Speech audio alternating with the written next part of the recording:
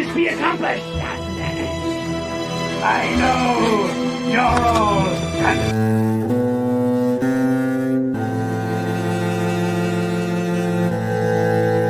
As a man, I'm flesh and blood. I can be ignored, I can be destroyed, but as a symbol,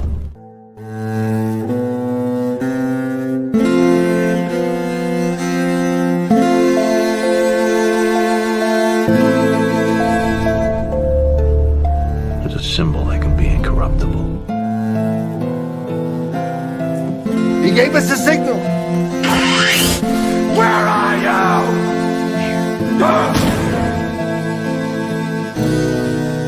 Something elemental, something terrifying. Hello and welcome back to episode 40, a very CaveCast special episode of CaveCast. I'm Sammy Threepeat, and with me, as always, is my panelist, and we have a very special guest today, the prolific and ever-enduring Chuck Dixon, the mighty Chuck Dixon. How are you, sir? Hello, citizens. Good to have you on. Greetings.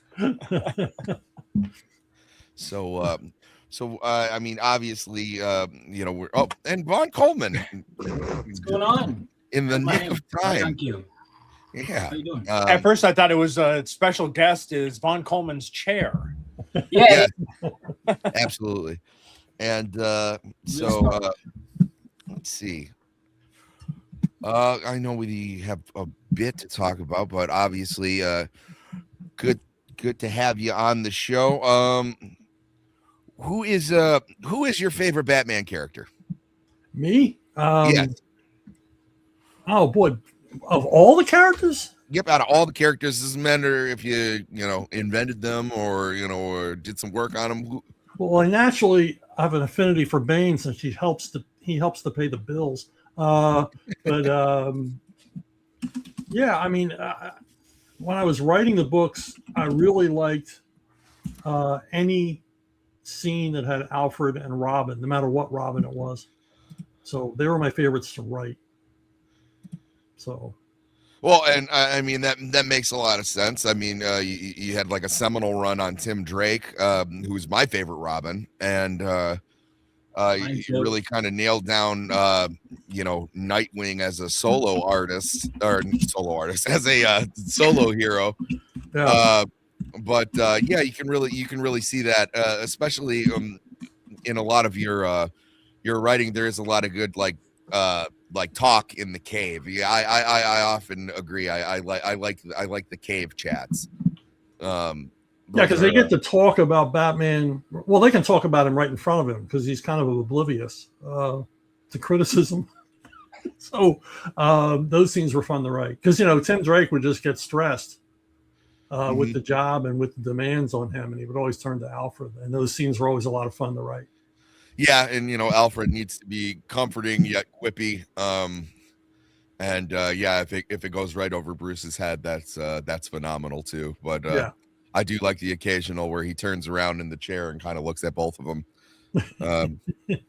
That's great. So let's see. West Philadelphia, born and raised. Upper Darby is where you spent most of your days. Yes. Yep. And I believe you got your start on in Marvel Comics, Savage Sword of Conan. Yeah, I worked with Larry Hama doing the Conan stuff. Yeah, which is really cool. I know you did. I remember you did Moon Knight, or Mark Spector Moon Knight. Yeah. When was it that when did you really say like, hey, like I made it, like like I'm in the club, I mean, because even Sword of Conan is like nothing to shake a stick at, you know what I mean? That's that's been an ongoing character since before comics. I mean, that's but in comics, Savage Sword of Conan in particular was kind of looked down upon. It didn't sell that well in the comic shops.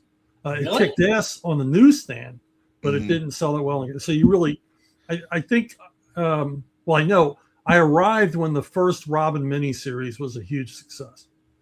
So when they came out, I was visiting the DC offices, and the managing editor came out to tell me they were going back to press. I thought, okay, well, that's it. I'm in. Nice. Because I turned my work in on time and it sold well. So Denny and I hit it off. So I was something I never thought I'd do. I was writing Batman, which I never even pitched or tried to do. Mm-hmm. And here I was doing Batman and being asked to do more. Yeah, I mean it's got to be crazy, and Denny O'Neil is such a legend. Depending on who's telling the story, I got different. I was lucky enough to meet Neil Adams before he passed away, and he it was a slow day at Detroit Comic Con. He was sharing some stories about Denny O'Neil, and he seemed like a guy who kind of nurtured creativity, but he really respected his deadlines, and from what I heard from Neil wasn't always great for that. No. No. But those two had a very contentious relationship. Really? Yeah, creatively. Because I've never heard from anyone really kind of say anything bad. But even Neil, I don't want to mix words here. He didn't say anything bad, but he kind of he was kind of a hard ass on me when he needed to be, and it was like I could probably see that because I was staring at the guy, I was getting ready to smile, and sometimes when you meet people that you really enjoy, you get a little tongue twisted, and Neil shakes my hand and goes, "Yeah, it's me." And I was like, "Oh, this is not what I expected." He was a very big personality. Yeah, Neil was a trip, that's for sure. So, anybody like that for you? Anybody, like when you first met them and you were also Iron Oxide's here. Nice to have you with us. Hey man, rushed home from work for this. It's no problem. I'm just glad you made it. And anybody like that for you, or like when you first met them, you got a little like, oh man, it's so and so. Working with Larry Hama, because he never made it easy at the beginning. His thing was that he would give you hell at the beginning to make sure you could stand up to it. And if you came back at him, just be openly insulting. And if you came back at him, you were good. If you walked away, he never wanted to work with you. So I wanted to work with him so bad, I came back at him. So I got the job. But yeah, getting to work with Russ Heath kind of blew me away. My first assignment with him, he had questions on the script, and it took me 3 days to work up the nerve to call him on the phone. But I'd say the same for Joe Kubert, but Kubert was such a people person. He made me feel comfortable immediately. Because these guys, to me, well, they were legends, but they were really legends to me because I grew up reading so much of their stuff. Mm-hmm. Yeah, that's people's work affect you, and then sometimes you're when you find them as your what do you call it, constituents, so to speak, and then they're asking your opinions on things, and we're like, well, who the hell am I? Like, you get this feeling of this imposter syndrome. You're like, well, I don't know, like you're the guy, like why don't you what do you think? And they're like, no, we brought you in the room for a reason. So what were you saying, that essentially when you had the Robin run, is that kind of when you were starting to make more of your decision making, is when you really truly realized it's like, oh, people are actually asking my opinion on how this should be? Yeah, they're welcoming my take. When I went to my first Bat Summit, I got invited to a Bat Summit, and I almost didn't go because I was just writing Robin. I thought, what am I going to be there for? I don't have a regular Bat title. And I almost didn't go. And when I did, the first day at lunch, then he offered me Detective Comics, the regular on Detective Comics, and I didn't leave for 85 issues. So, and that's when and the thing is, all that first morning, I didn't say anything because I was letting Denny and Doug Mensch and Alan Grant do all the talking, but then in the afternoon they started turning to me like, "What do you think about that?" So I had to man up, become part of the Batman crew. I mean, that's just got to be mind blowing too. Yeah. And then all of a sudden, you're on. With I mean, things like I guess we can get right into it. So I always looked at Bane as more of like a Moriarty type character to Batman more than because everyone always says that the Joker's like his polar opposite. He's really not.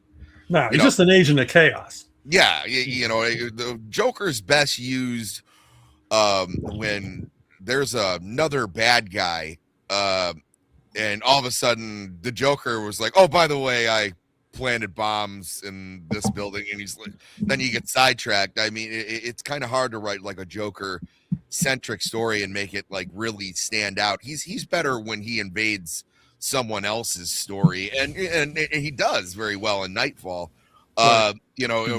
Which I mean, in Nightfall, everybody does. Like everybody, it's very much the Oprah look under your chair, because whatever villain you like, you're gonna get because they're all on Arkham. But what was your idea to make? Like I said, I think Bane really is the perfect foil for Batman. Yeah.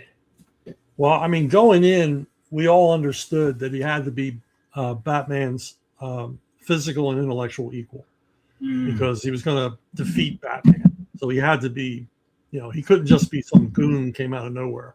And now, was that hot off the tails of? Did you guys decide to do that because of the success of Death of Superman? Was that not related at all?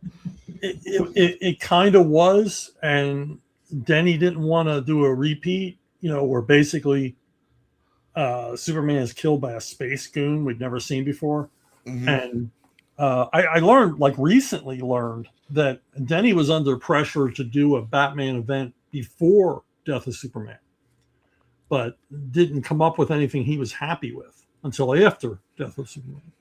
And so, it was very much supposed, we needed to bring Batman's sales up the same way they had brought Superman's sales up. But Denny waited until he had an actual story that was worthy of Batman, that meant something to Batman, that would impact the character going forward without changing it. And Nightfall accomplished all of that. Oh, absolutely. I still remember as a kid, we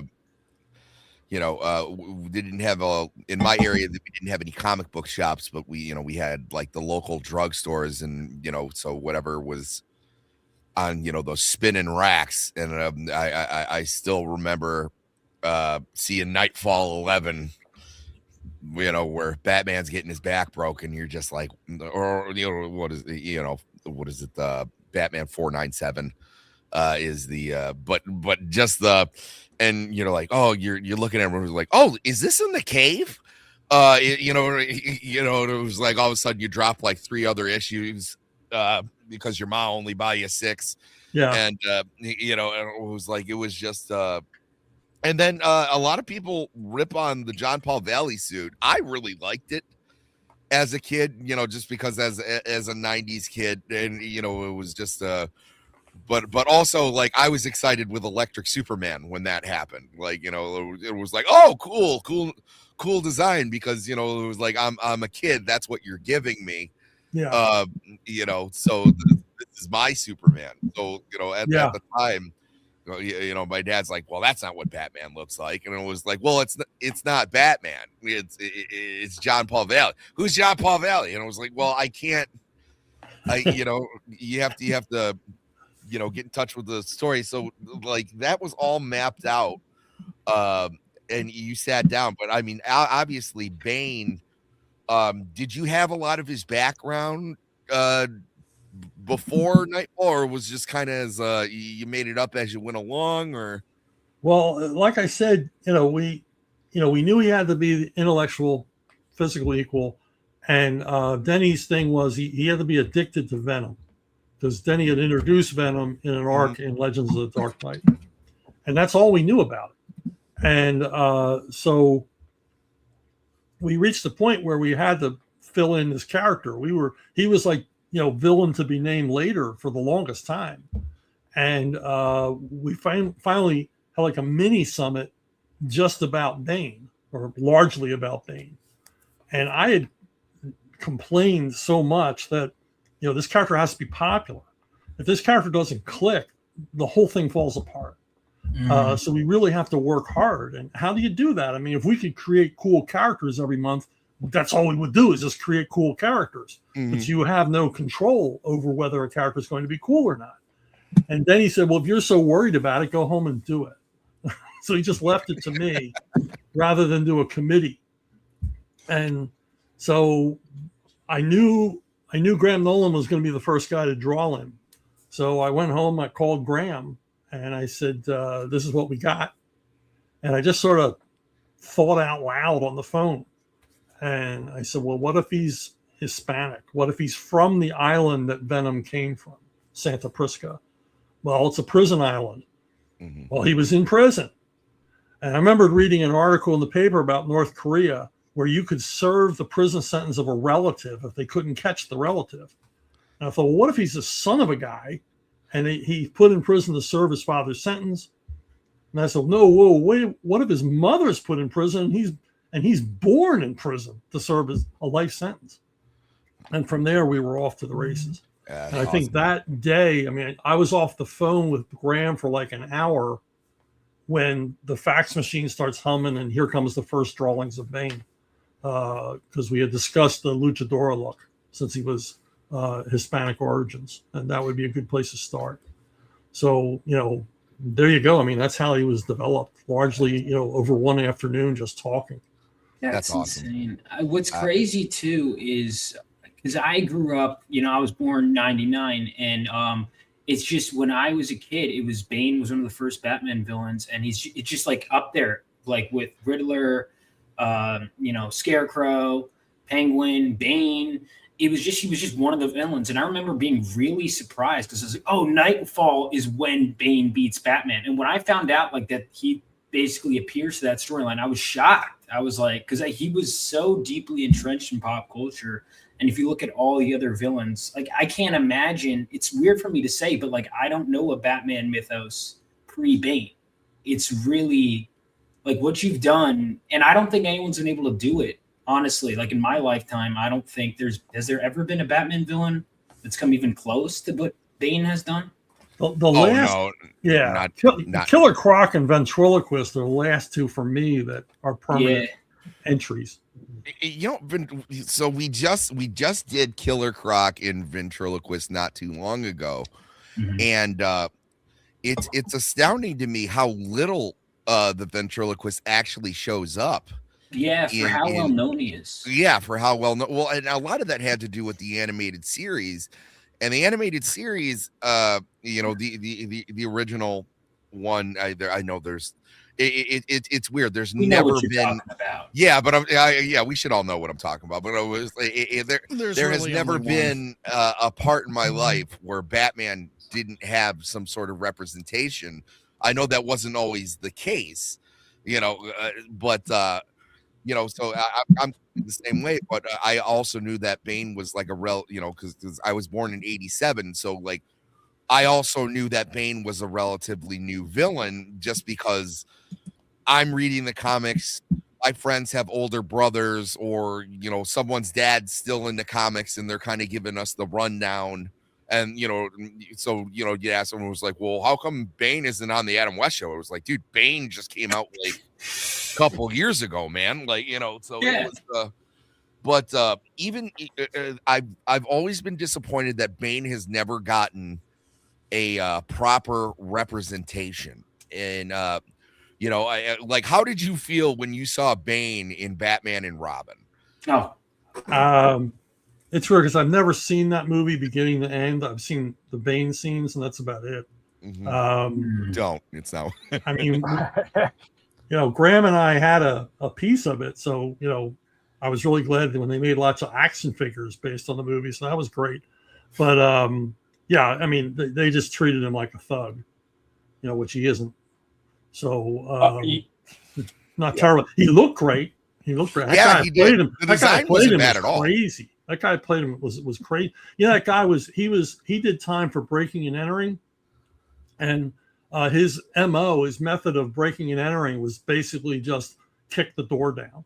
Yeah, I was assuming that, or just go full Kool-Aid Man and just bust He through just the come wall. through the wall after him. But yeah, I remember being like, I can't remember when Batman and Robin came out. I think it was 97. Sounds right. And just 10-year-old me watching this, and it was like, oh, and Bane's taking orders from Poison Ivy. Bane would never. Bane would never. No. Yeah, I just got to say, because Nightfall came out in 93, so I was about 12 years old. And that was that's what got me from being a casual kid comic book, buying comic books at the grocery store or drugstores to living in a comic book shop, because I got every floppy, and I still have the original ones that I bought from the 90s, every issue of Nightfall, Knight's Quest, and Knight's End. After that, I lived in the comic book store until now. I just brought the comic book store home with me. But I was so excited to see Bane in live action, and then to see him going around going bomb. He looked great, granted, but the way Bane just psychologically destroys Bruce.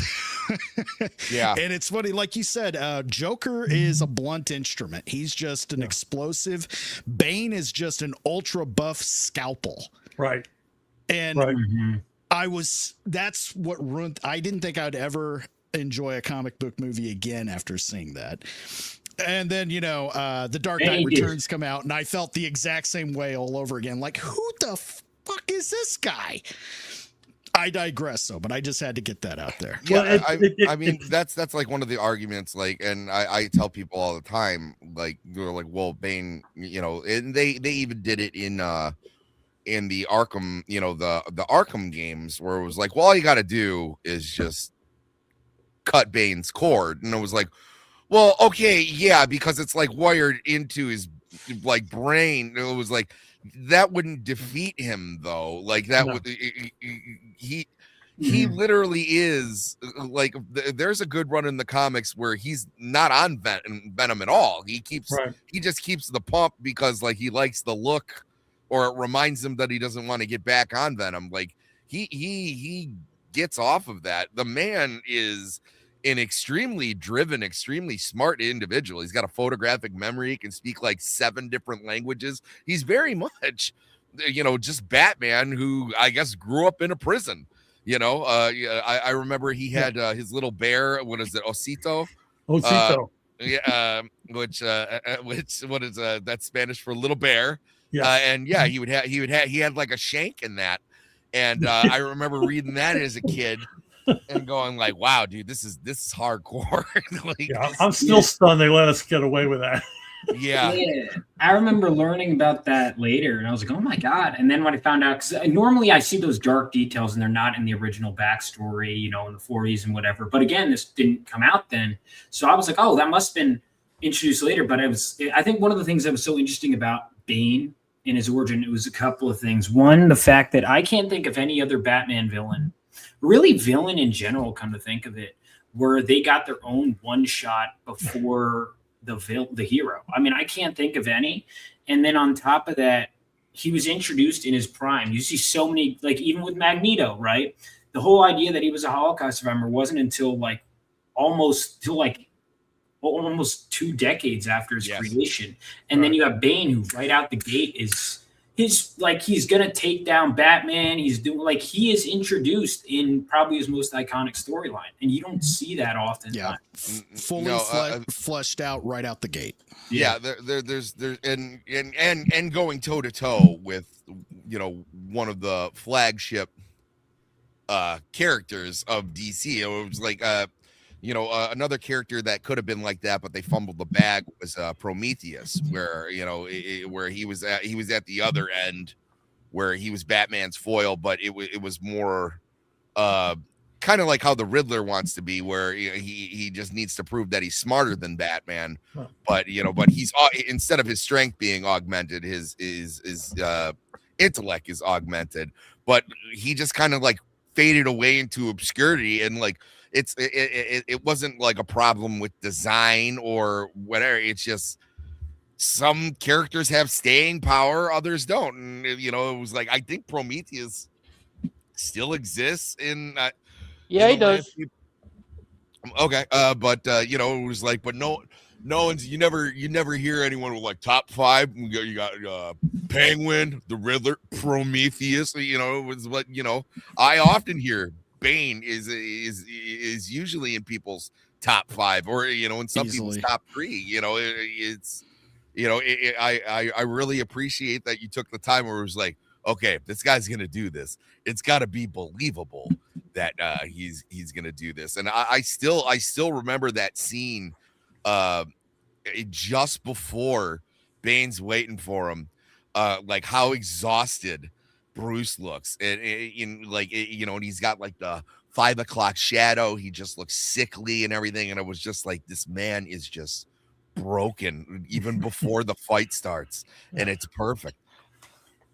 Yeah, I mean, that was the weight that was on us, because Denny really wanted a new villain, hoping that villain would have legs and outlast, the Ark, which he did. And it pleases me to hear that, some of you were following it on the newsstand, because we were concerned about that.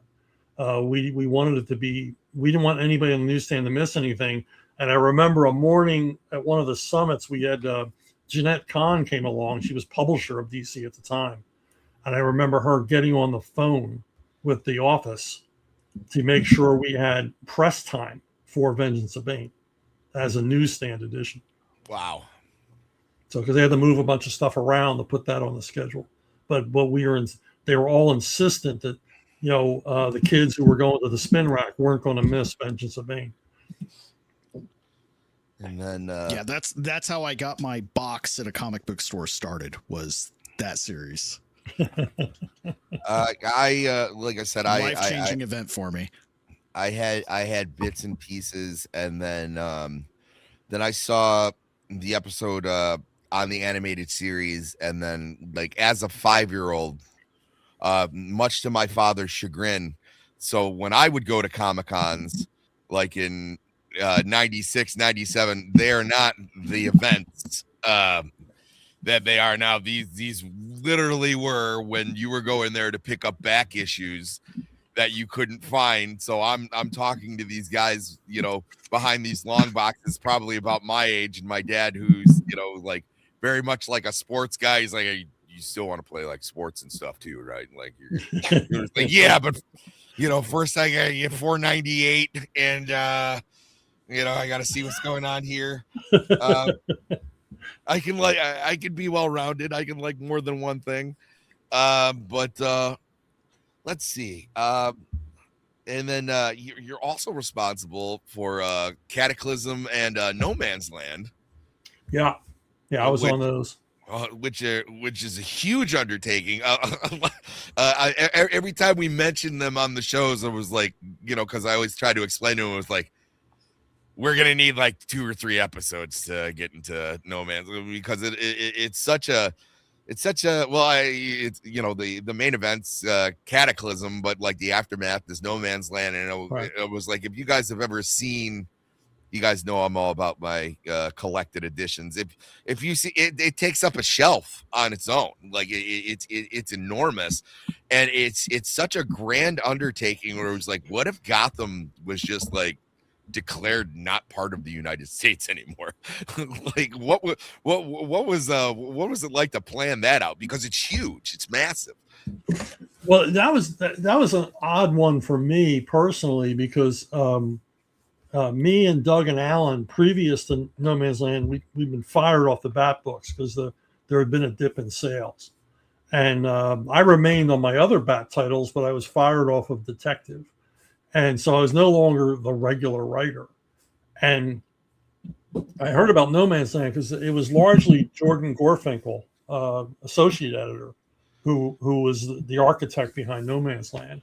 Mm-hmm. And he worked a lot with Bob Gale on setting all that up. So I was brought in late, and I was only brought in because I begged to play some part in it, because Bob Gale was going to be writing some of it and Larry Hama was going to be writing some of it. And I said, you're going to have two of my favorite guys in the world in a room writing Batman, and I'm not going to be there, even though I'm still writing Robin and Nightwing and occasionally Catwoman. This doesn't make sense. So I sort of inveigled myself into the room with them. I mean, that's awesome. So I was never really at the core. I wrote a lot of Road to No Man's Land. Yes. But I wasn't involved in because I went to one meeting for one day and I wasn't invited back, probably because I had a lot of issues with the logistics of how they were setting it up. And I think they got tired of hearing me. Well, I mean, there are some logistical issues. Is that where Stephanie Brown becomes like Batgirl? During that run? No, that's afterwards. Okay, that's after I left. That was long. Yeah, that was long after No Man's Land. Did you ever see that happening? Because I know you created that character as well. Did you ever? Well, I pitched that happening, but they didn't. Oh, you do pitched it spoiler becoming Batgirl? Oh yeah. I pitched a idea that Tim Drake, something would happen, and Tim Drake, he wouldn't have a falling out, but he just decides I don't want to be Robin anymore, and he gets an offer from Ted Kord to become the new Blue Beetle. And if you remember my continuity, I set it up that Ted Kord was suffering from some sort of an illness. And so he hires Tim Drake to be Blue Beetle.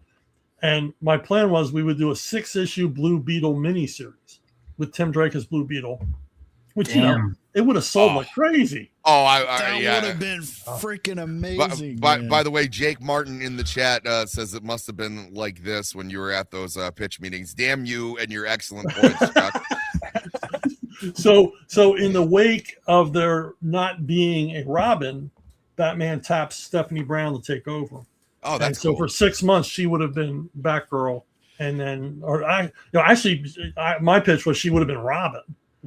And then but they turned it down because the main editor that I was pitching it to didn't like Blue Beetle.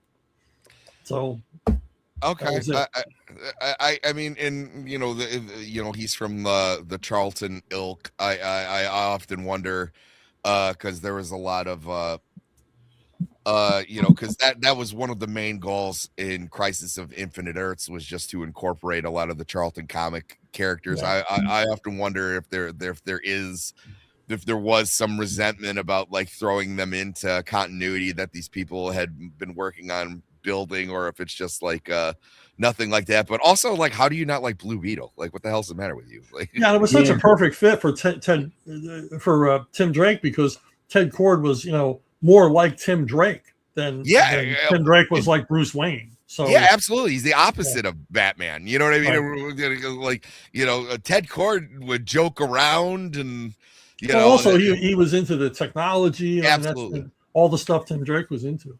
I remember actually when I was getting into comics, I initially didn't want to read it because Damian was Robin, and I loved Tim Drake so much. Oh yeah, Tim Drake is my. I know Robin. You didn't write this, but A Lonely Place of Dying is one of my favorite Batman stories. To me, whenever someone tries to tell me like, "Oh, Batman doesn't need Robin," I'm like, "Have you read this?" Didn't think so.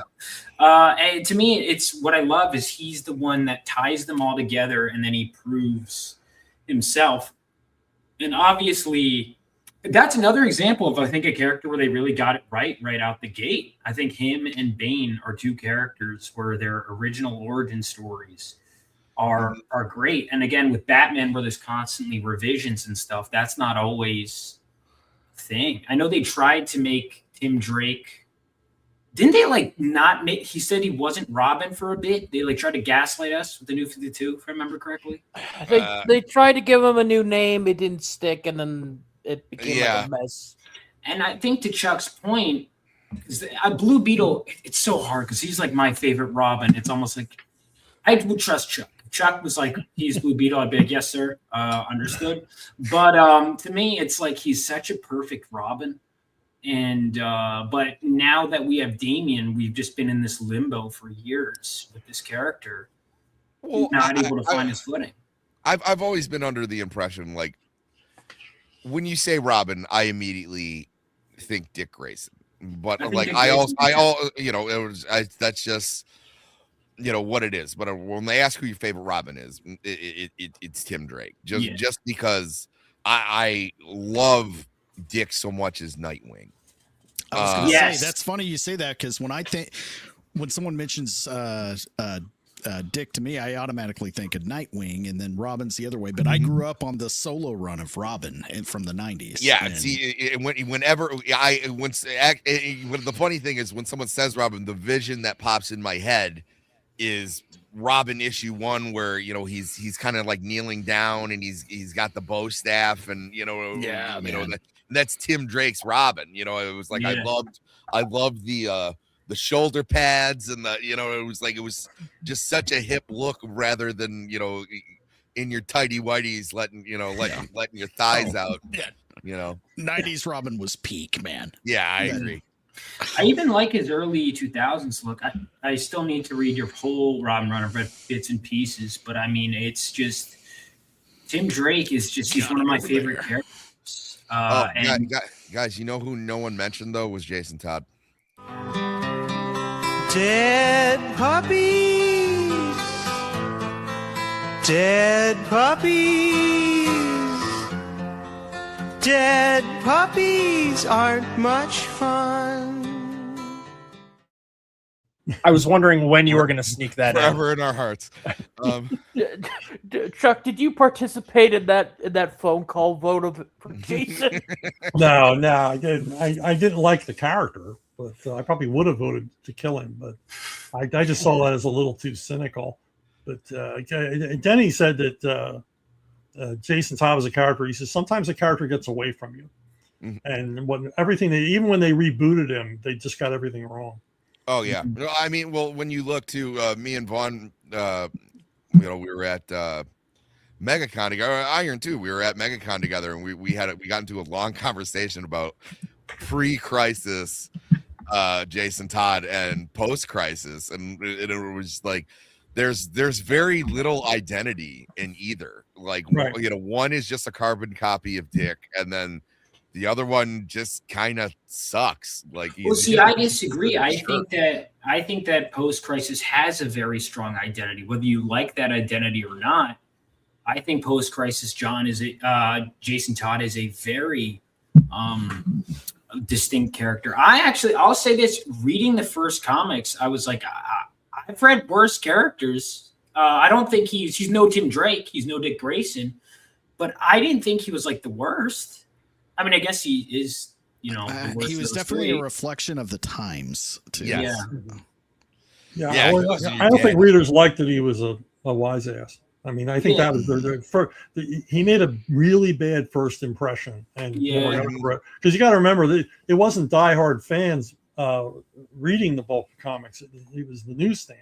Right. So you had casual readers encountering him and like, I don't really like this guy. Yeah, I get it. And I think what they did with Tim was so brilliant, where it's like he first gets the approval of Nightwing.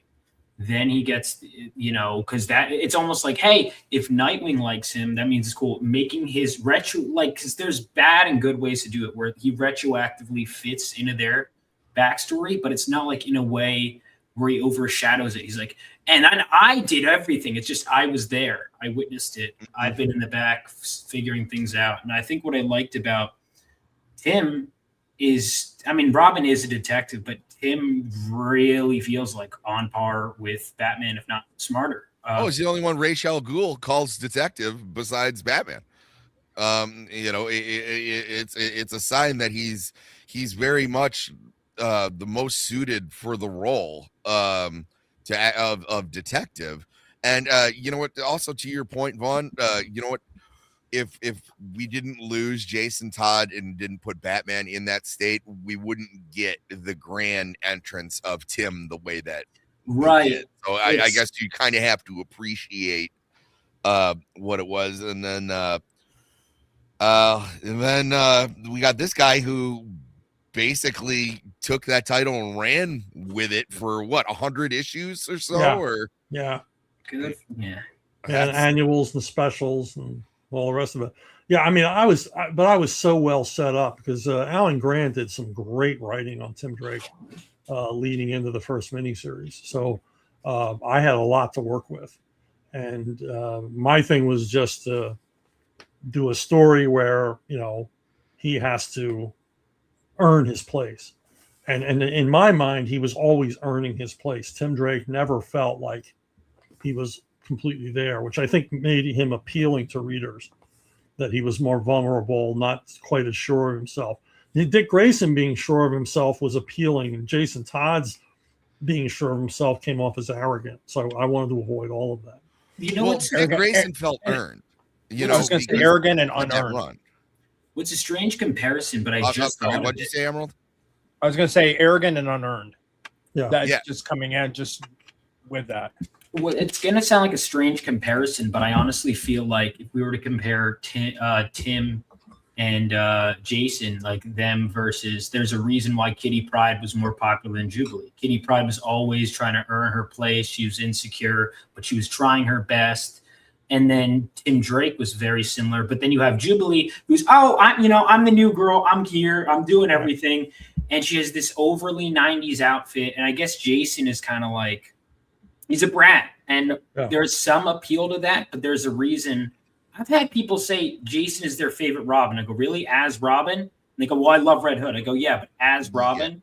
Yeah. No. Well, what they wanted to do is like capitalize like on a character like Raphael from like the Ninja Turtles, right? Where I'm the hard ass. I'm the and there's ways you can do it that it works, but when you're doing that under Batman's tutelage, it doesn't work.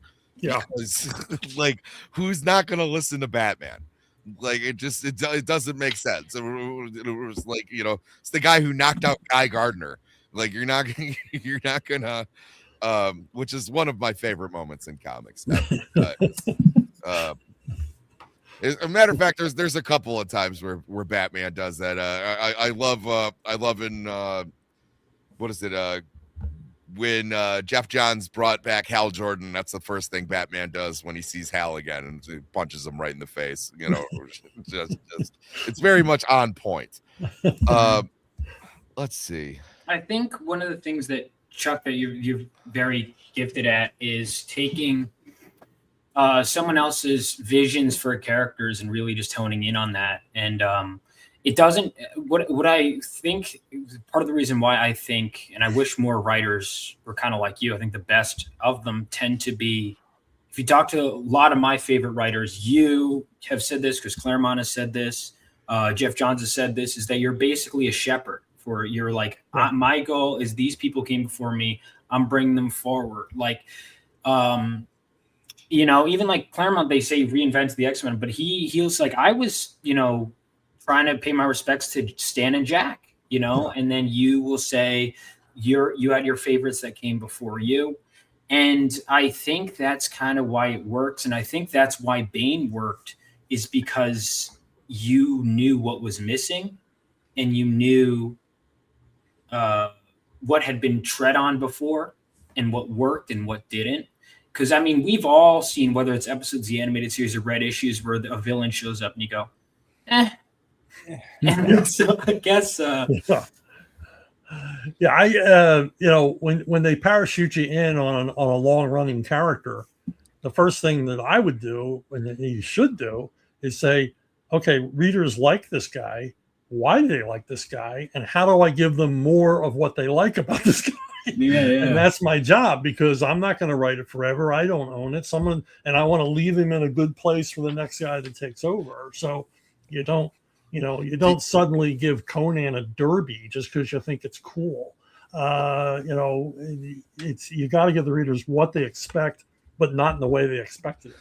Yeah, that's why I think Alan Moore's run on Swamp Thing has one of like the best retcons in history. See, that's a brilliant parachute in and alter the character. Yeah, but then leave and still leave it open. But you're also paying respect to what came before. He's basically explaining stuff that has not been explained up to that point. It's like, I mean, that's like the exception to the rule in my mind of coming in. Yeah. Oh, absolutely. But also, what an intimidating thing where you said like, "Hey, like you're a shepherd," and then like you hand the staff off to the next guy. That's kind of one of where I'd be like, I think with Batman too, Batman's such a character where everyone wants to leave their stamp, but it's like no one wants to hurt him too badly because he's the greatest. I would argue the greatest fictional character ever, certainly up there.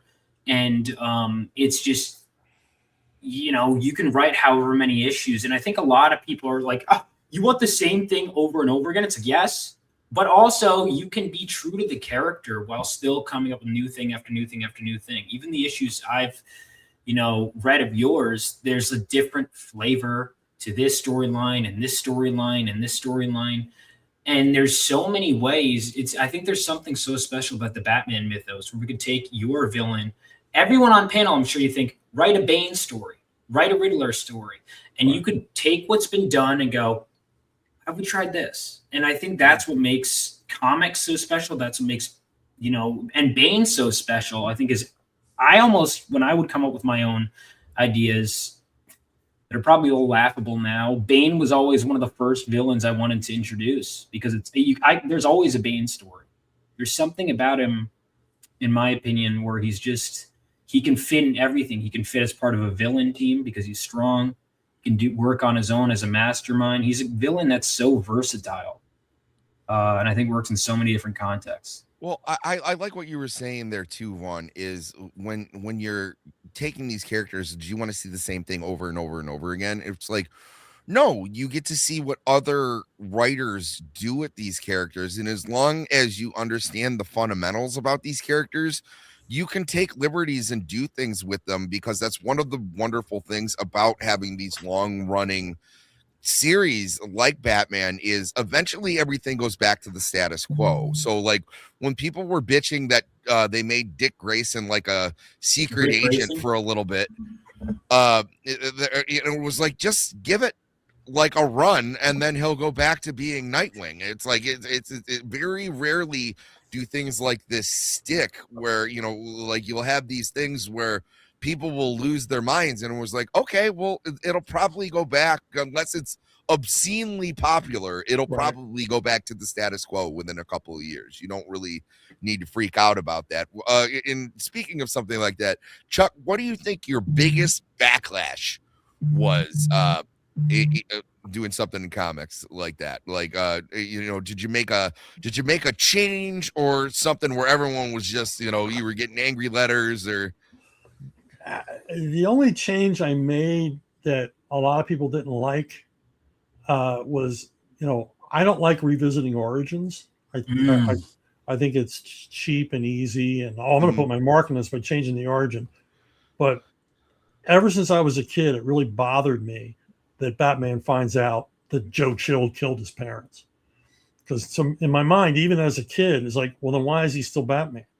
I mean, why go out? What's the point in going out at night? He caught his parents' killer. And so I got to change that when I had the opportunity. We find out Joe Chill didn't do it, and Batman never found out who killed his parents.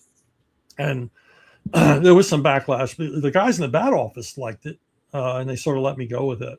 But I remember there's an episode of Big Bang Theory where Sheldon goes on a rant about the issue where I reveal that Joe Chill wasn't guilty. so that's the biggest backlash I ever got. But generally, I'm an invisible hand writer, so most people don't even connect my name to the stories, and that's the way I like it. So I don't get blamed for stuff. Well, yeah, your name has come up so many times on a lot of these. You know, we were doing, you know, like character discussions where like we talked about Man Bat, and we talked about you know, different iterations of like Clayface, and you know, it was like I think so. Were you writing on the one where you get Lady Man Bat, or there was a storyline? Yeah. There were mini Man Bats, and yes. Yeah.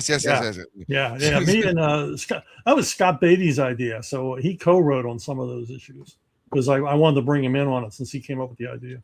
And with what you guys did together, because it's funny, that just lit a spark in me. You go, I don't like to retread origins. I'm like, what about Robin Year One? And I'm like, oh yeah, I remember reading that, expecting an origin. It just, he's already Robin. Was that the choice you made where you're like, we're doing Year One, but we're not retelling his origin?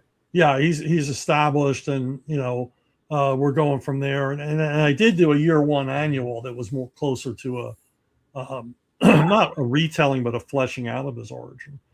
But we want to do Year One as Robin, not Year One, Dick Grayson. I love the way you write Killer Moth.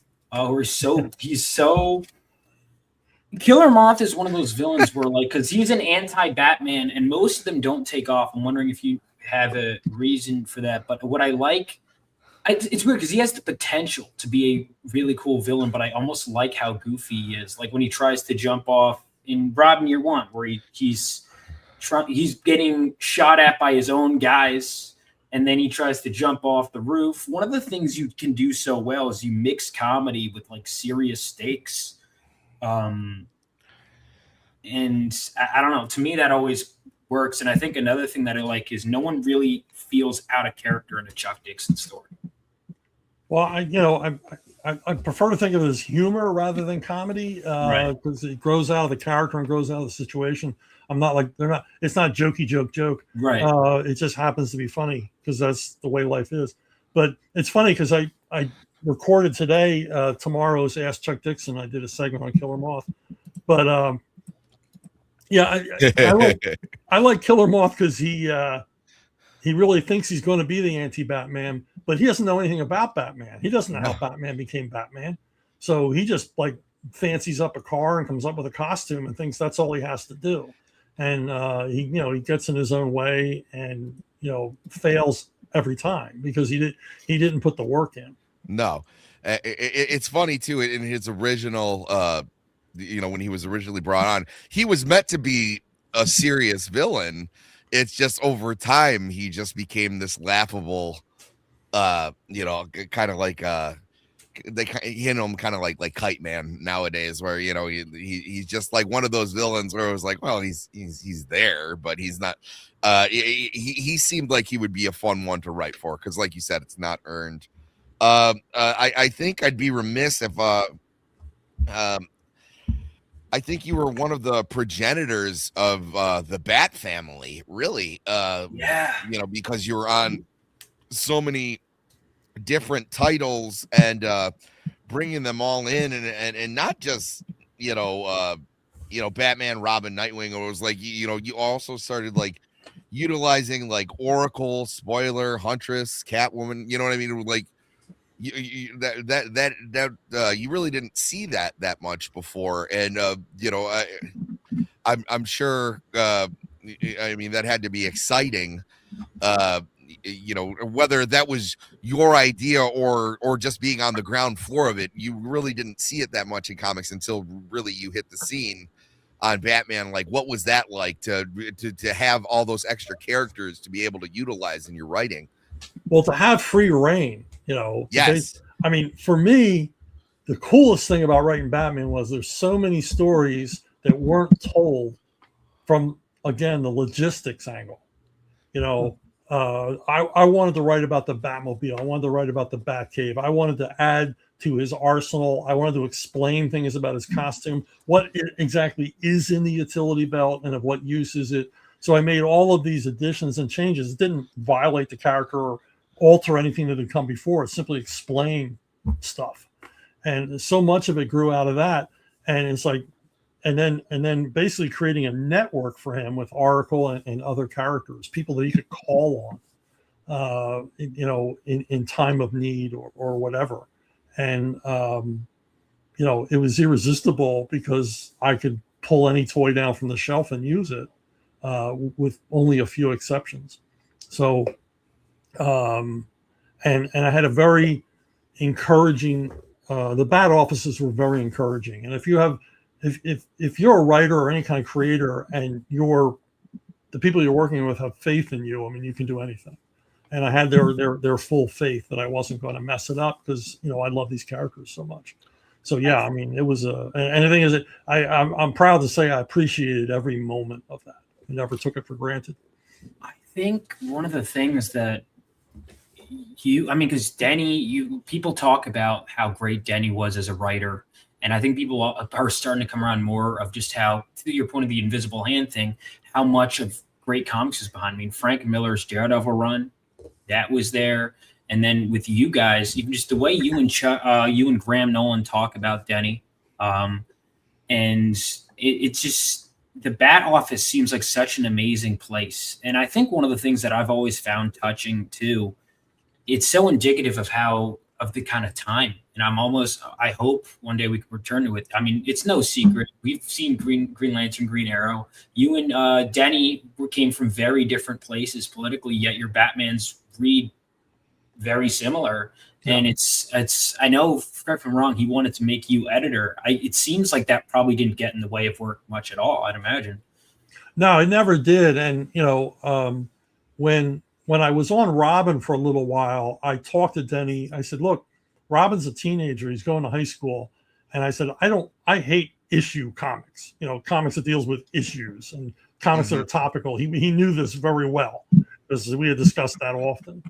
I made it plain that I thought Green Lantern, Green Arrow was an enormous mistake.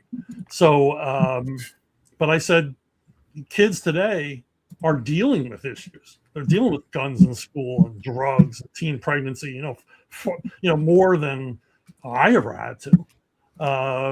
These things were unheard of when I was going to school, and certainly for Denny, they were unheard of.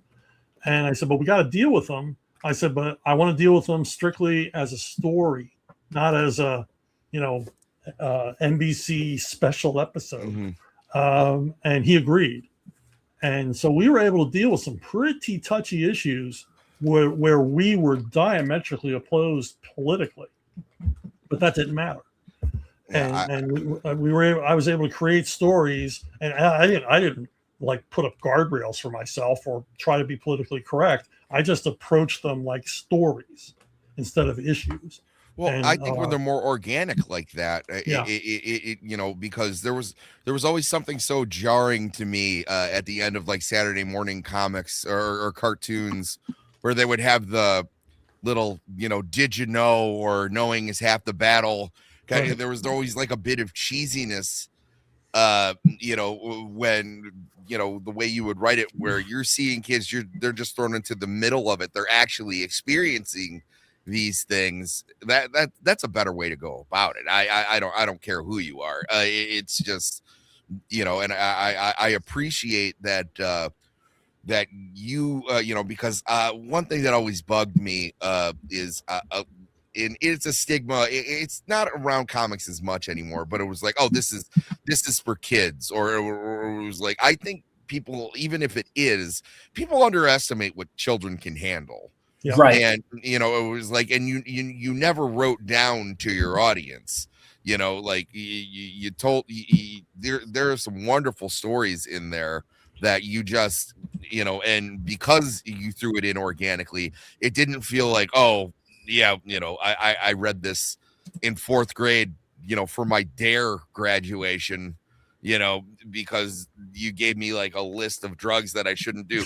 Drugs, you shouldn't do drugs. It's it's the consequences of making those decisions that are some of the true horrors in life, and being able to show that, that's got to be rewarding in its own way, Well, I wrote kids books for a while before I got into comics. I mean, that's a tough audience because you can't.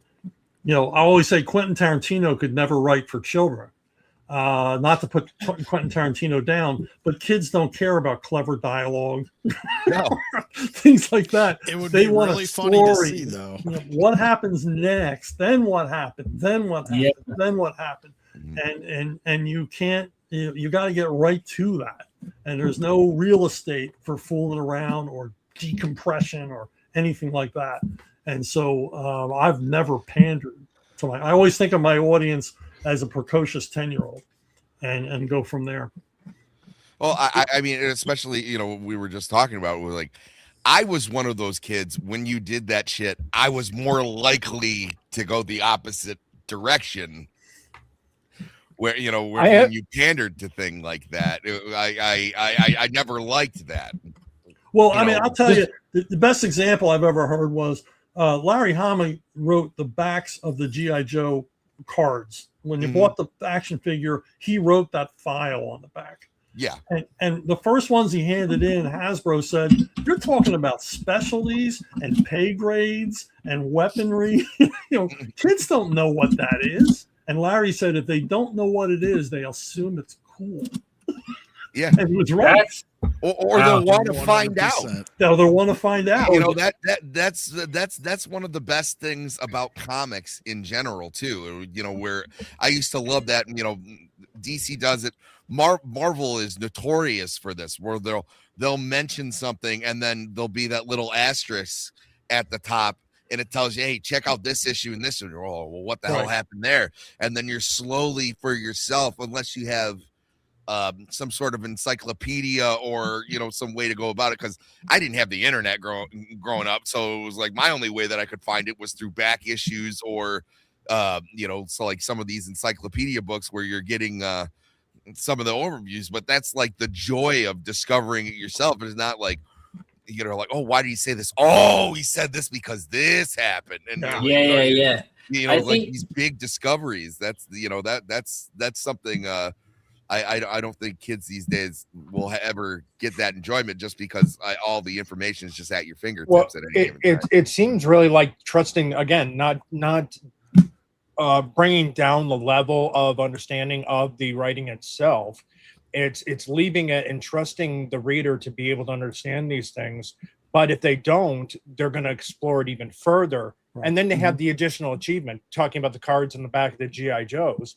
Yeah, they're either going to think it's cool, or they're going to ask someone about it. They're going to ask a father, maybe that's a veteran, or something like that, and gain that knowledge and actually want to explore, where unfortunately now it's all heavy-handed and just kind of just putting it out there. It's much more nuanced and trusting the reader, even at any age level.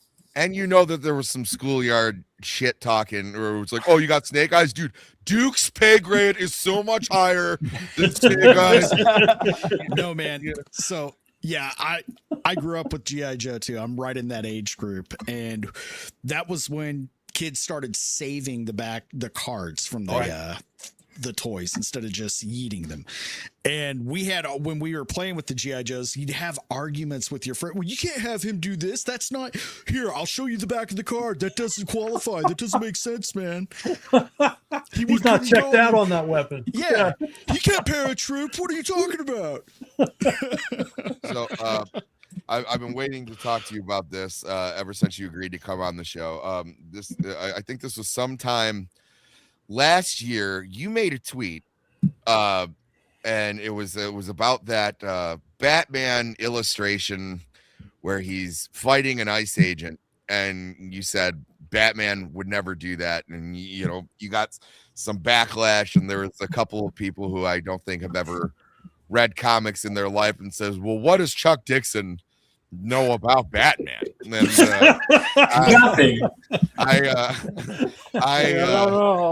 I was very much as a gift. Me and my buddy Iron, we came up with something a little while ago. We made Ice Bane, and through the magic of AI, and we just wanted you to see this. Ice Bane. Ice Bane. Born in a prison, you get dubbed insane. Born in a prison, you can feel like drain. I'm Ice Bane. Dubbed insane. Protect your neck, no disrespect. I'll deport your rats and I'll collect the check. I'm analyzing everything that you do. Yeah, I wrote the Batman, then I'll report his ass too. Coming straight out of the clan of Wu. I kill so many men, but I respect a few. I ain't robbing no Robin on no street corner or no alleyway. Respect a few. I'm a spectacle with a license to perform violence with an intent to use. I'm a problem in Harlem, just like I'm a problem in Gotham too. I got testicles. Killer Croc wanna break my arm? I bet you do. You think you know about darkness? I was born in it. You think I'm dropping the charges? Go on, get gone. Tell Gordon and the warden to get some. Get some. Protect your neck, Holmes. I'll roll up to your spot clad in denim. You know I'm spitting straight venom. I'm Ice Bane. Ice Bane. Ice Bane. I'm Ice Bane, about to get dubbed insane. Insane. Wu-Tang.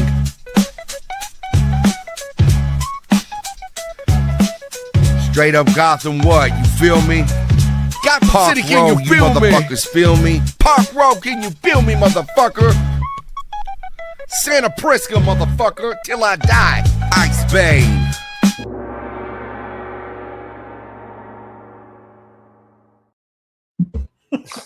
So that was our rebuttal to when people said Batman wouldn't fight ICE agents, and but would he deport himself?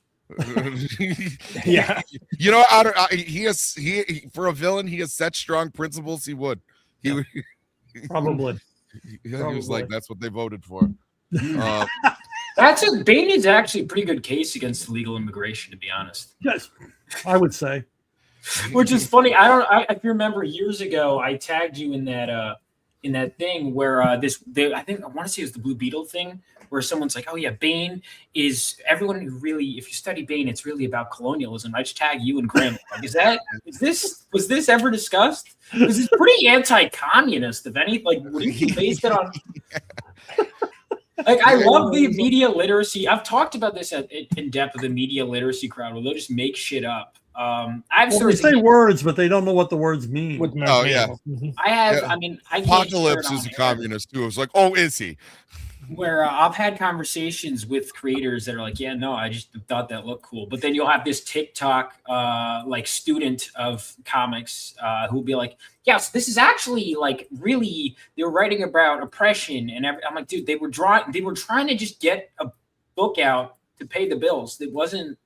And it's just crazy. But I think that to me is so funny because it's like one of the best Hispanic characters. And it's the same thing with like North Star, one of the best gay comic book characters being created by John Byrne. It drives them insane. Oh yeah. Okay, yeah, that's a good question. How would Bane feel about the term Latinx? No, we wouldn't like it. Yeah, I don't think so either. He wouldn't even know what the hell you were talking about. As I think most Hispanic people, I mean, it's been roundly rejected. I mean, how insulting is that? We're going to take the gender out of your gendered language. Yeah, I know. Well, try. Let's do German next. We're going to try and make it. We just want to make it sound softer. It sounds a little angry. Isn't that colonial? I feel like that's colonialism, though. I believe you're right. Well, and what it is, it's angry white women who don't know what to do with their degrees. Agreed. We got to get rid of them. We got to get them out of the picture somehow. Because English is one of the few languages that doesn't, involve gender in its, pronouns and things like that, other than the pronouns that refer to gender. But we don't have any, we just don't have that in our language, and so you have to understand most other languages do.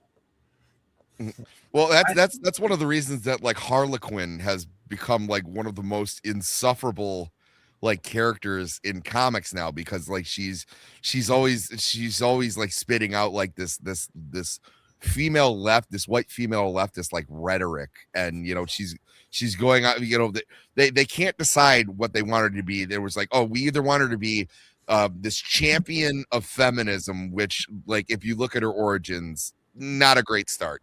Yeah. Or female Deadpool.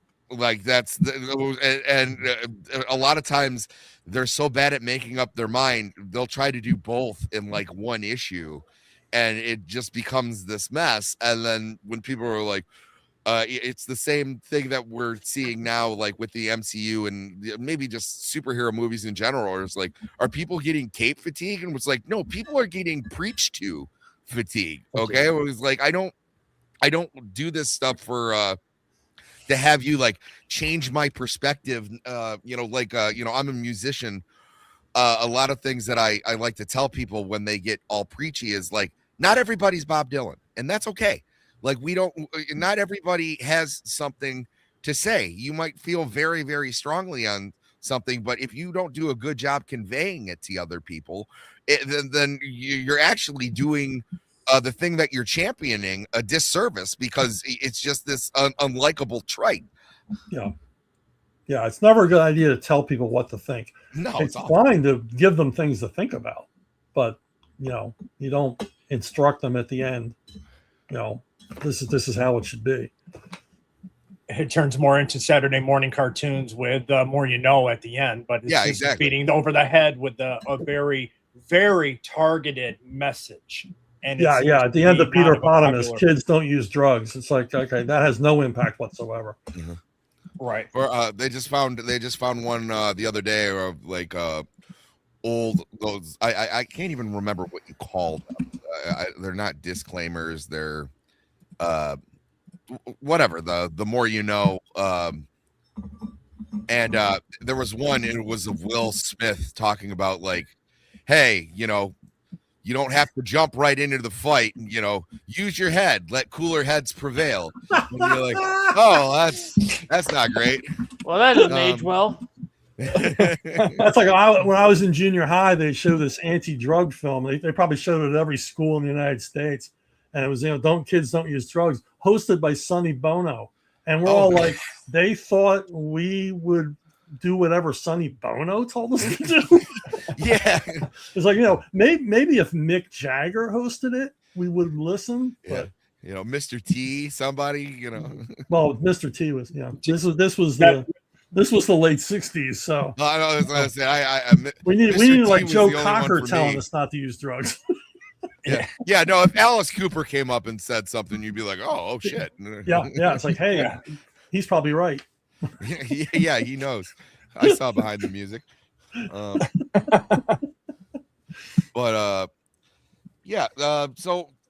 we've got over a lot of the fun stuff. We only got I'd say like 15-20 minutes left. I'd say we just shoot the shit. What do you think some of the best? And I realize you had a couple of your comics just drop. I'd like to say 3 months ago. What was your what was that? I forgot the name of it, but they were very much the classic soldier. You did like a World War II comic, right?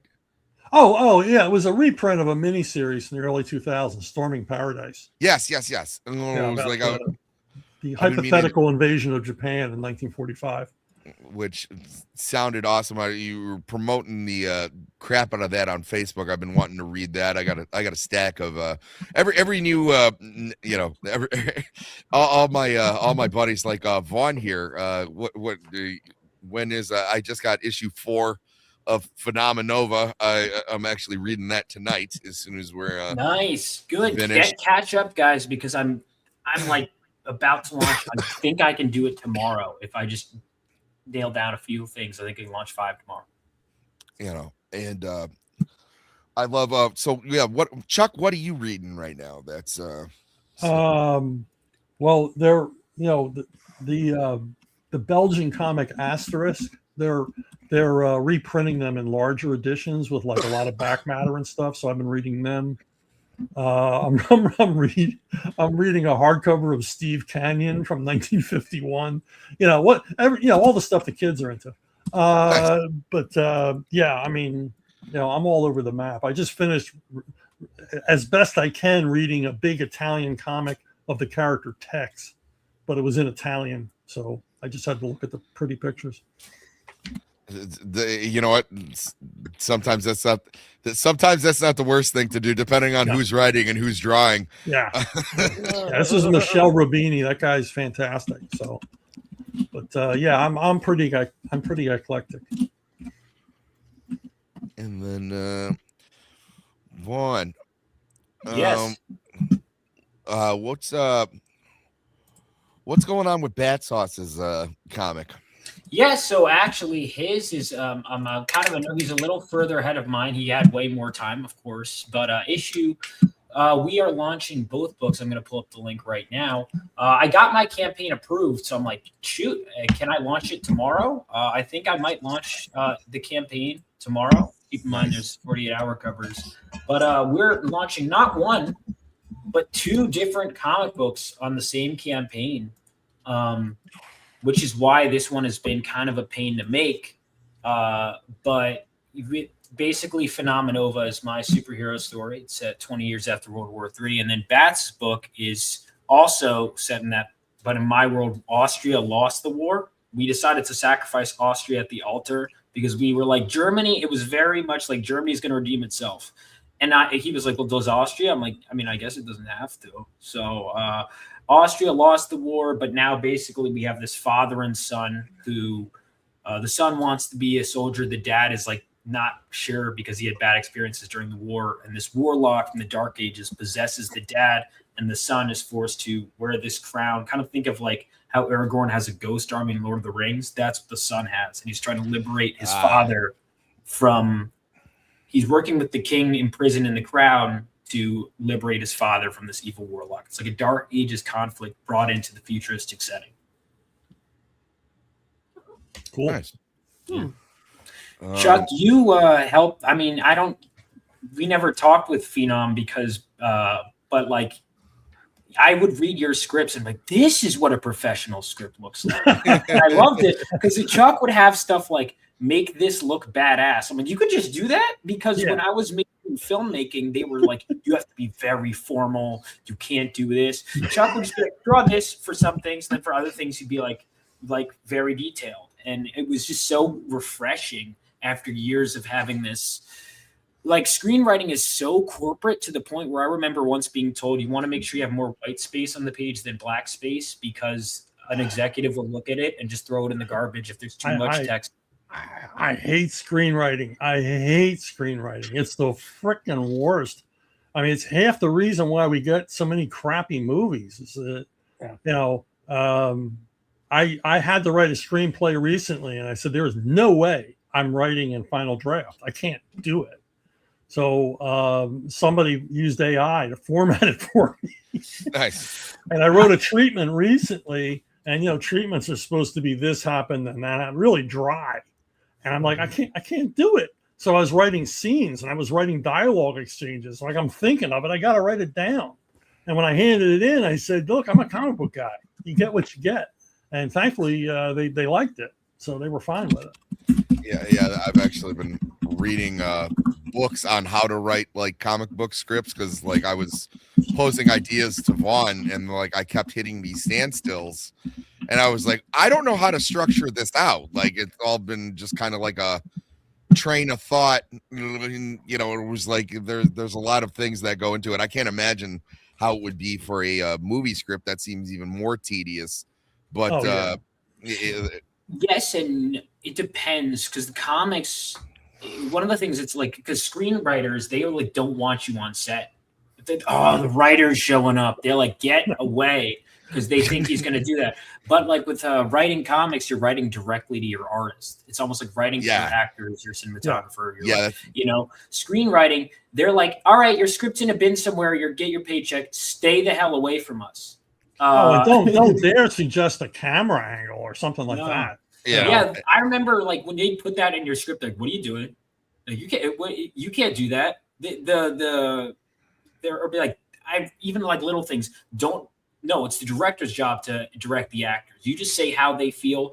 Don't give any direction for the actors. And I'm like, I have all these ideas. And then it was when I was turning my comics to my film ideas to comics, it made me fall more in love with comics because I'm like, oh, I could do all this stuff.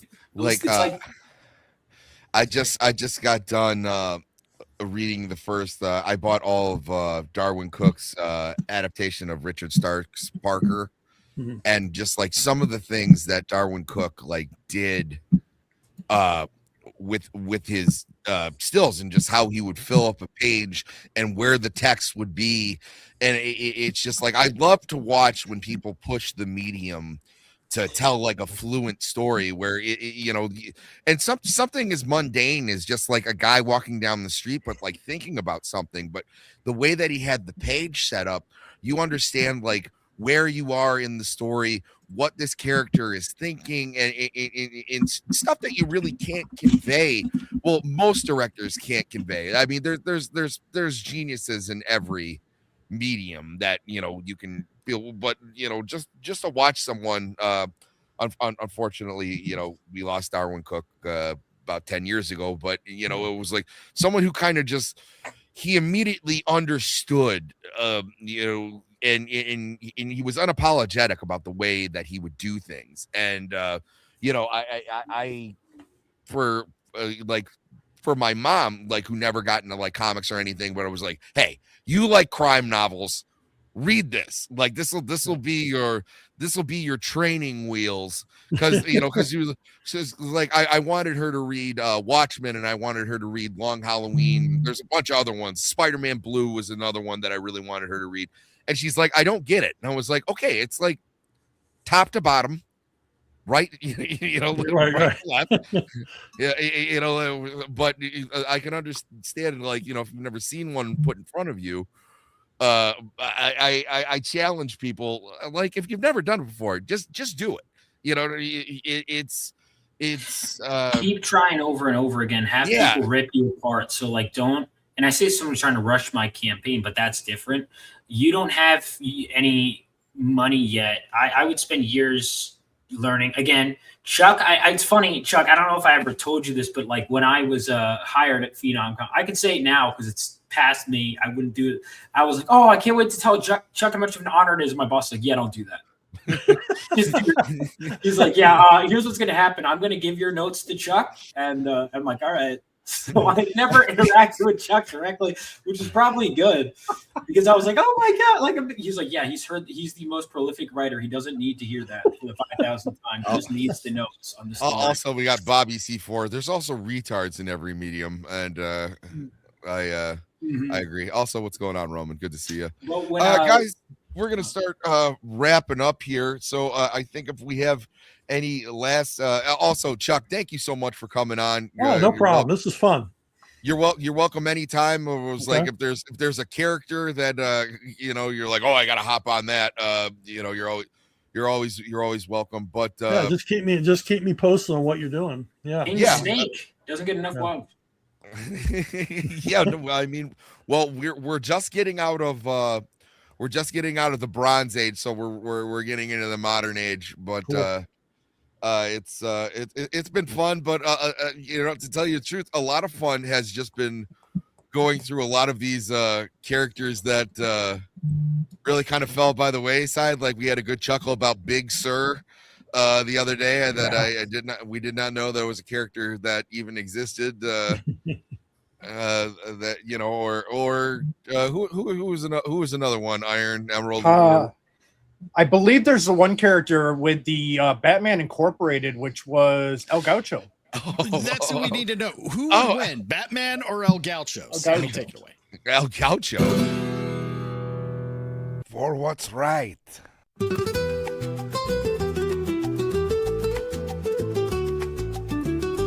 For love. My paws are a cry for justice. My dick veins are a cry of passion. I am El Gaucho.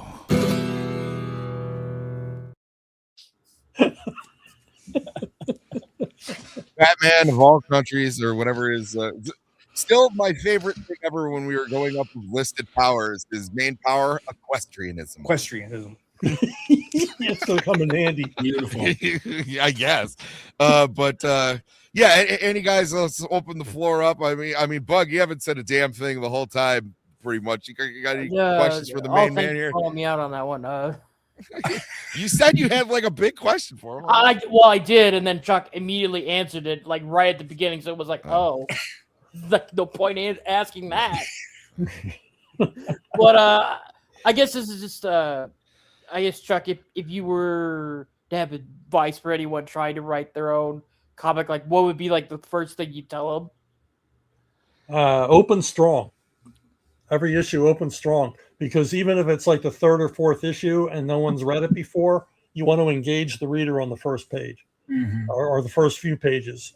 Make them curious about what happens next. Because that's what they always told us at DC. Make every comic someone's first comic, and I always try to follow that. That was one of the best things I had to learn. I spent more time probably writing the first however many pages than the rest of the book or the rest of the issues. I read the first storyline, probably spent more time in the first like 15 pages, 20 pages than everything else combined. Yeah. I think one thing we miss, the splash page, I use that when I write for the most part, like some exceptions, because it's like a bam, striking image and then you're into the book. I miss that. They don't really do that anymore. No, that's been my. I mean, it's always been my bugaboo, like from the '70s onward. Really lame openings to comics, like 3 pages of 2 people I've never seen before talking. It's like, why would I continue reading this? Yeah, no, that is the worst. Unless you're opening it up with like some sort of. The only time where it's acceptable is if it's 2 detectives talking over a crime scene. That's fine. But for the most part, I completely hate that. I want to see something right away, because you have to think too, you're grabbing it off the stand, right? Like if you're not getting me within the first 5 pages, like I'm going to put it back. Like It's just, it's the same thing with the television. It was like, if they don't got you by the first commercial break, they're not going to get you. Nah, you're going. Yeah. I don't know. Ever since Chuck brought this up, though, it's been stuck in my head, and that is, how would now I'm blanking on the director's name. He brought it up. Quentin Tarantino. Yeah, how would Quentin Tarantino handle Old Lady in the Shoe? Handle what? Old Lady in the Shoe, the child's story. Thinking of it in a Tarantino, that's just kind of just now been rolling in my head. that sounds like an awesome SNL sketch. Or actually, no, SNL is not funny anymore. Somehow they would incorporate a lot of 70s music and black exploitation references. Yes. So there you go. And Samuel L. Jackson. He would play Samuel. Yeah. If not just the narrator. Yeah. All right. Anybody else got any more questions? How has it been so far working with Eric July? Oh yeah, and that's a great Rippaverse? question. I cannot believe we have not mentioned the Rippaverse at all.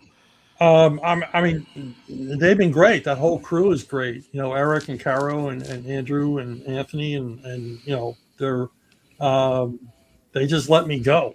And I told them right off. I said, look, I'm flexible. I don't mind rewriting. I'm just going to fly.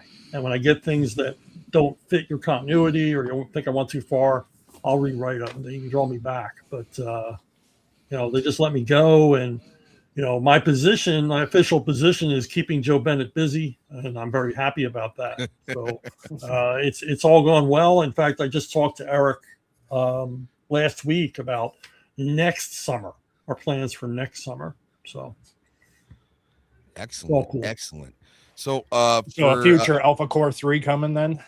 Is that what you're going with another? Yeah. We have a big company crossover coming that involves all the titles. Really? Oh, nice.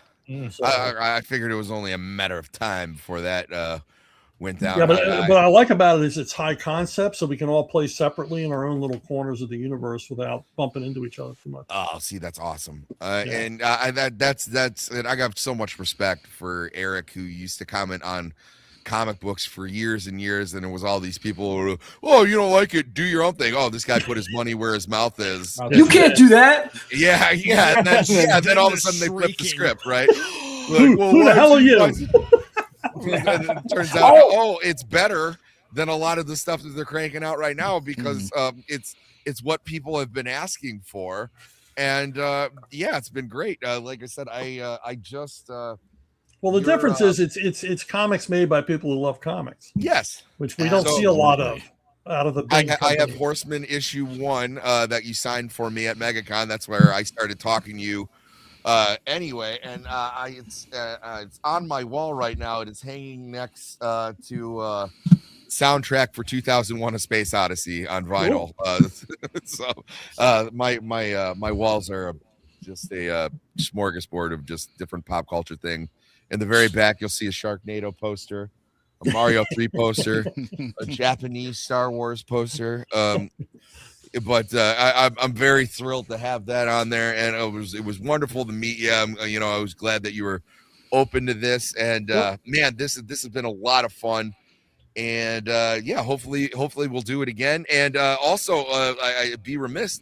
There is an animated feature of Nightfall coming out soon. Actually, I was talking to Kelly Jones last week, because I wanted to get him on the show. I've always loved his art, and especially we talked about when I was a kid looking at like the newsstands and stuff. All of his cover art on Shadow of the Bat was just top notch. And even though people are like, well, his ears are too long, I was like, no. If you saw Kelly Jones's Batman standing in an alleyway, you're never dealing drugs again. Seriously, okay. But so he goes, so we were talking about getting him on the show and about you, and I was, it was like I had Chuck Dixon, he's coming on, and he's like, I'm sure you want me on before Nightfall, and I was like, that would be great. And then we were trying to set up scheduling, and I was like, well, we do Saturday mornings, but like I'm doing I'm doing a special with Chuck on Wednesday. We usually do Saturday mornings, and then like we're talking a little bit more. It was like, so I get it on the show. He goes, "What did Dixon say?" And I was like, "Oh, so you don't want to do Saturday morning? That's fine."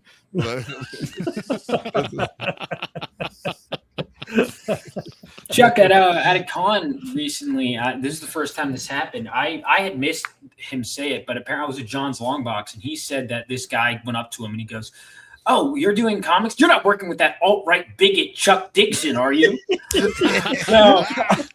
Now, I didn't hear this part of the interaction, but what I did hear is we had a connecting print. It had a Rippaverse Speedster, my Speedster, and John's. And if you bought something from each of us, we do it. And he goes, I'm handing the kid the print. He goes, "Is that Rippaverse?" I'm like, yeah. Like he's like, "This is Rippaverse." I'm like, "This is a friend of ours." And he's like, I'm like, okay. He doesn't. All right. Well, here are the books. But yeah, so you're living in some people's heads rent free. Yeah. It's really weird because I'm really glad it's most of it has like calmed down. I mean, early 2000s, if you typed in my name, the first thing that would come up is homophobe, but now I'm kind of past that, and I'm kind of, bulletproof because I don't care. Yeah. I don't apologize. That's how you become care. Bulletproof. Yeah, you can't. I get called racist every day on social media, and I'm like, and your proof of this is what? Meanwhile, oh my God, Flay Bane, favorite Latinx character, Bane. Yeah. I mean, it's like, don't worry about me. Worry about your well-meaning liberals. They're the ones that are going to get you. Yeah, with their suicidal empathy. How many A-list Hispanic characters have they created, Chuck? Yeah. It doesn't matter. I got the Horseman. In 5 years. Yeah, Hector Caballero, another Hispanic character. So yeah. But why not? Why not? Well, interesting. That's my biggest problem, and I know we talked about this in length last episode. Is when you want to see like ideology like that, like run amok, it's the Cape Crusader on Amazon, where they're like, it's going to be like just like in the 40s, a black police commissioner, open lesbian relationships, just like the 40s. Everybody's going to be fine with it, Immersion. And it's like, and the funny part is there's actual like nuanced ways to do that. There's an interesting way to pose that Renee Montoya is a lesbian in the 40s. You know why? Because they have to hide it from the public. They're not making out in public, like at a restaurant, just like on a date. It was like you would lose your job, if not worse. They would destroy you publicly.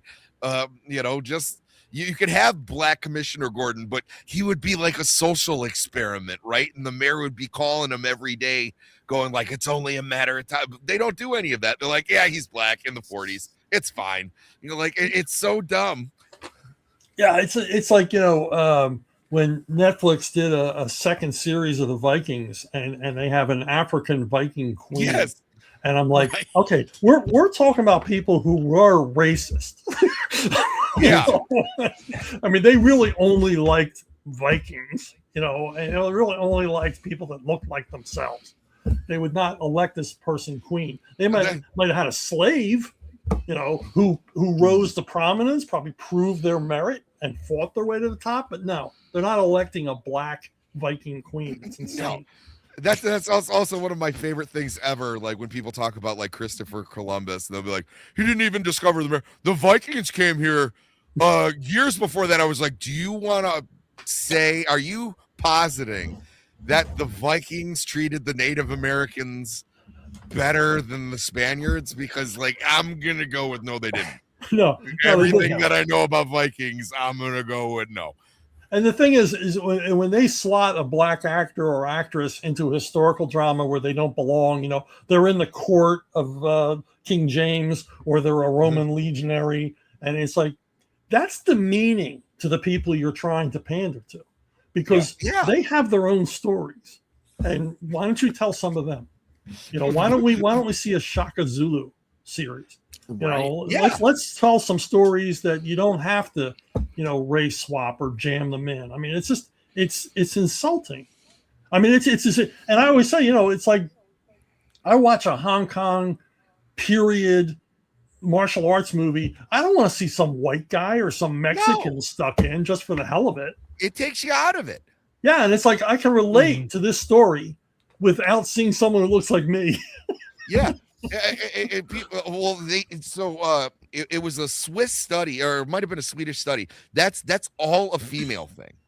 So like they showed kids, and I think about it like, when I was growing up, I had Bo Jackson, Barry Sanders, Michael Jordan on my wall, Chuck Lambeer too.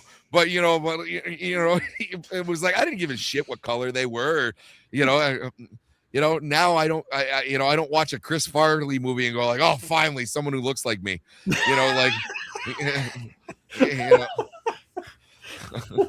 I feel represented. But I don't know. Your rendition of Fat Man in Little Coat is pretty spot on. I got a little bit more timbre in my voice, but yes, it's how the song was meant to be done. But it's been so great having you. Yeah, Mike Tyson. Yeah, Bobby's got it. Mike Tyson. Yeah, Bo Jackson was the man. I never saw Bo Jackson like break his bat over his head when like he struck out and go, damn, if only he was white. Yeah. Like, I mean, all we want them to be is badasses. He didn't care. No, yeah, that's what I said. I love like Bill Lambier and Isaiah Thomas. Like I love that era of basketball, right? Where it was like, like you would get your ass kicked, like Larry Bird, all those guys. I was like that, now we got LeBron James treating it like it's pro soccer and like going down. Like I can't do it. No, I agree. Racism. So I started watching that show ER, like start to finish. It's incredible how they handle things like from the early 90s, the way that they would handle topics like racism or transgenderism and then once they get, because the show ended in like the mid 2000s and it was like unwatchable. Like, it was like all nuance had been completely sucked dry from any, it was completely, it's really disheartening. It's actually like a good case study. Because the show started in 93. I think it went till like 2007. It's not on the height of it, but it's just when the pendulum started to swing the other way. The squad showed up. Yes, exactly. I mean, the show that did the most radical change in that direction was Law and Order. Oh, absolutely. The first two seasons of Law and Order are awesome, and then they were called on the carpet and said, it's white collar crime from here on out. And it's like, okay, you gutted that show. So yeah, it's ripped from the headlines. So it was like, not, I guess some headlines, but not really. Yeah, not the interesting ones. Yeah, not front page. Selective headlines. Okay. All right, guys, what do we got going on for the rest of the week? It's Chuck. We'll start with you. I know you have your Ask Chuck Yeah, that's dropping at midnight. Ask Chuck Dixon, and I'm just writing. I'm working on a new novel, and it's going okay. Any you want to say anything about it, or is it just It's a period novel set in England in the 1700s. It's called Bastard's Hall. Oh, I like the name already. Yeah. All right, Emerald, what do you got going on? Coming up on Friday, it's 5 p.m. PST over on Society Reviews for Barroom. Then I have my show Saturday on my channel at 7 p.m. PST, Central Logs Podcast, where we're watching the original series of Star Trek, the original series, where you are starting season 2. We're watching all of them up to 05, because after 05, that's not Star Trek. And then Tuesday at 6 p.m. PST, back on my channel, watching the remake of Battlestar Galactica with newbie Tiny But Fierce, as she has never seen the remake of the Battlestar Galactica from 05. And we've just started season 2 of that show. Mr. Bug? Yes, on tomorrow I will be on pregame with the Static 2020. Beyond that, I'll just be on my Twitter and YouTube just talking about various things in the comic book sphere. I'm talking about lanterns because that's topical at the moment, shockingly. But beyond that, that's where you can find me. I didn't hate it. Everyone hated it. We'll need to have a discussion about that later. Yeah, I can't wait. Mr. Coleman.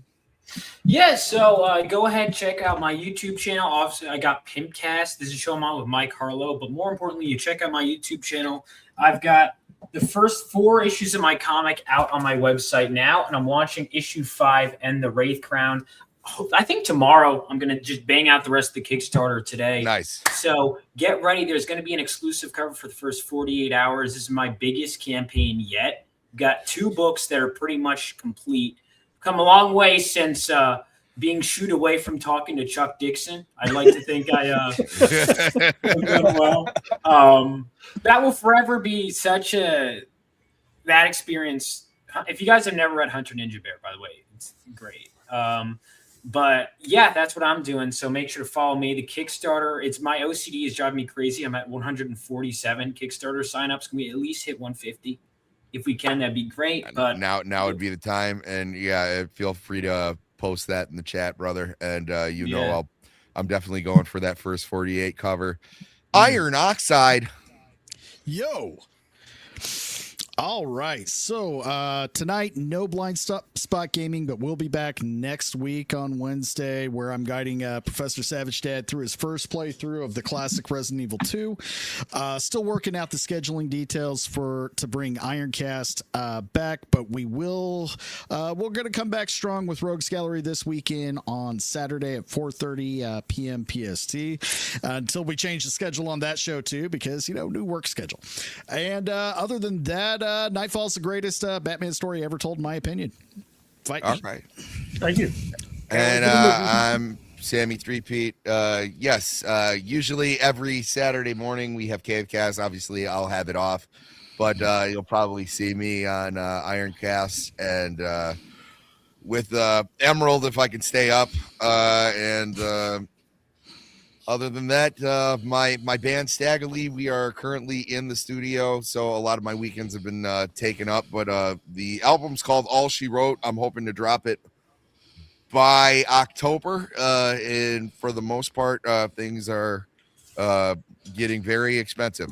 So let's. I hope you guys enjoy it, though. It'll be available. We'll have like a listening party, probably on Rumble, so I don't get copyrighted for my own work. Which has happened multiple times on this channel. But otherwise, in other news, it's kind of still in hiatus while we're in the studio, but that'll be coming back. And then this December, in other news, we'll be we'll transition to we'll go over the new Harry Potter show for Expecto Recaptrum. And for better or for worse, we'll go episode by episode for the new Harry Potter show, unless it's so bad it's unwatchable, which I have not ruled that out yet. So, guys, You can get your Batman media anywhere, but we always appreciate you hanging out in the cave. And we will see you next Saturday when we will probably do a Bronze Age wrap-up and finish up those eclectic characters that never really made it to Batman's Rogues Gallery in any sort of form of prominence, or one-shot villains and things like that. We will we'll just put those in a tight little box and put a little bow on it, and then you'll never hear about them again because well, they're not those good of a characters. But Sammy, guys, send out my link. You won't let me. What? All right, yeah, put it in the private. Yeah, I did. Hey, well, don't fucking yell at me on my own show, bro. All right, I one think I second got here. a wrench. I think I posted it. Oh, did you? It looks like it. Yeah, it looks like I got it. All right. Anyway. All right. Anyway. Oh no, hold on. It didn't. Let's do this. Ba ba boom. All right, now it's there. Go click on it. All right, everyone, have a good day. We'll see you next Saturday. Come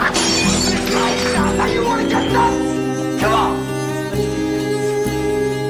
Yes, Batman, clad in the somber costume which has struck terror to the heart of many a swaggering denizen of the underworld. Bob? Done.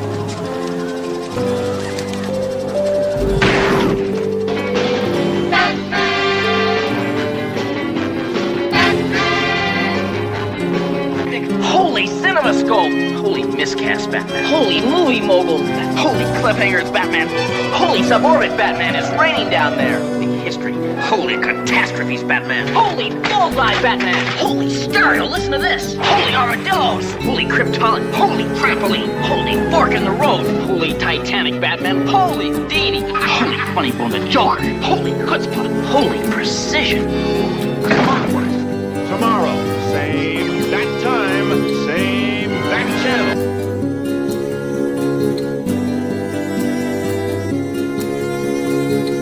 The monster who took you from me will soon learn that revenge is a dish best served cold.